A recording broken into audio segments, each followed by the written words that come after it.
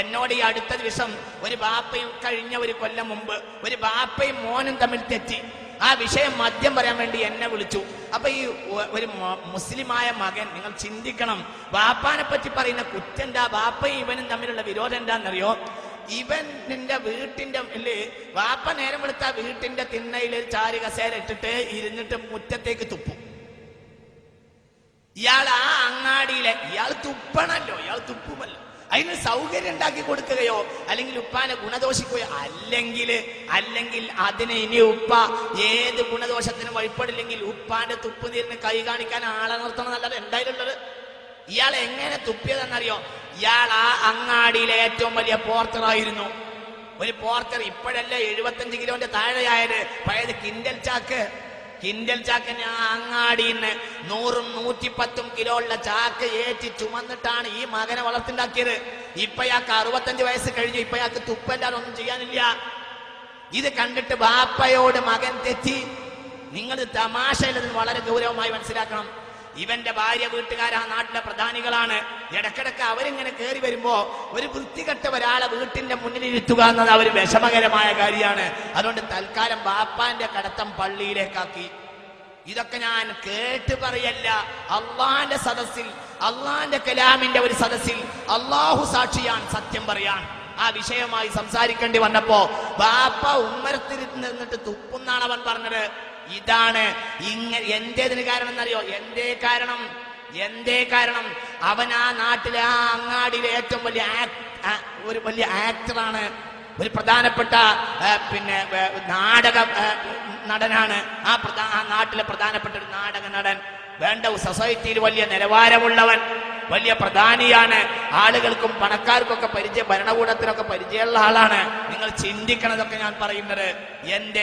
ഈ സംസ്കാരം പഠിപ്പിക്കുന്ന ഒരു രീതി ആധുനിക സമൂഹത്തിന്റെ കയ്യിൽ ഉണ്ടായില്ല എന്നതിന്റെ ഏറ്റവും വലിയ നാശമാണ്. വൃദ്ധസദനങ്ങൾ എന്റെ ചെറുപ്പകാലത്തൊക്കെ ഫ്രാങ്ക്ഫർട്ടിലും ലക്സംബർഗിലുമൊക്കെ വൃദ്ധസദനങ്ങൾ ഉണ്ടായിരുന്നു. ഇപ്പോൾ ഇതാ മലപ്പുറം ജില്ലയിൽ വരെ എത്ര വൃദ്ധസദന, എത്രയാളുള്ളത്? ഇതൊക്കെ സംസ്കാരത്തിന്റെ പൊലിമയല്ല, സംസ്കാരത്തിന്റെ തകർച്ചയും സുനാമിയുടെ കടന്നുവരലും ആണെന്ന് നമ്മൾ മനസ്സിലാക്കണം. അള്ളാഹു നമ്മളെ കാത്തുരക്ഷിക്കട്ടെ. ഈ വൃദ്ധസദനങ്ങളൊക്കെ നമ്മുടെ നെഞ്ചത്താണ് കെട്ടിപ്പൊക്കിയിട്ടുള്ളത് എന്ന് ആധുനിക മുസ്ലിമീങ്ങൾ മനസ്സിലാക്കേണ്ടതുണ്ട്. മുസ്ലിമീങ്ങൾ ഒരു വൃദ്ധസദനത്തിന് ദാറുസ്സലാം എന്നാ പേര്. ഒരു വൃദ്ധസദനത്തിന്റെ പേര് ദാറുസ്സലാം എന്നാ. കാരണം മോന്റെ വീട്ടിൽ രക്ഷയില്ല, പിന്നെ ഈ വീട്ടിലെ രക്ഷയുള്ളൂ, അവന് ദാറുസ്സലാം എന്നല്ല. പിന്നെന്താ വീട് ദാറുസ്സലാമിന്റെ?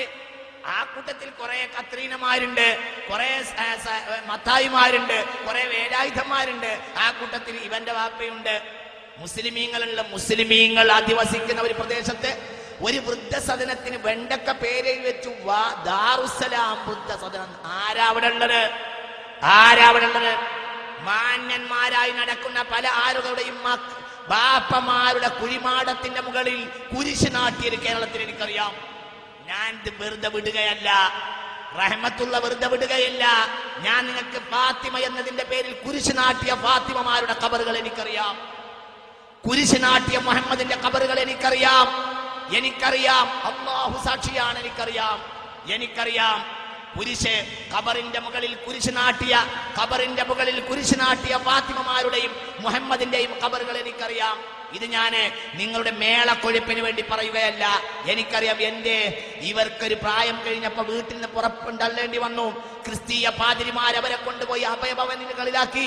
അവരെ മതമല്ലേ പറഞ്ഞു കൊടുക്കൂ.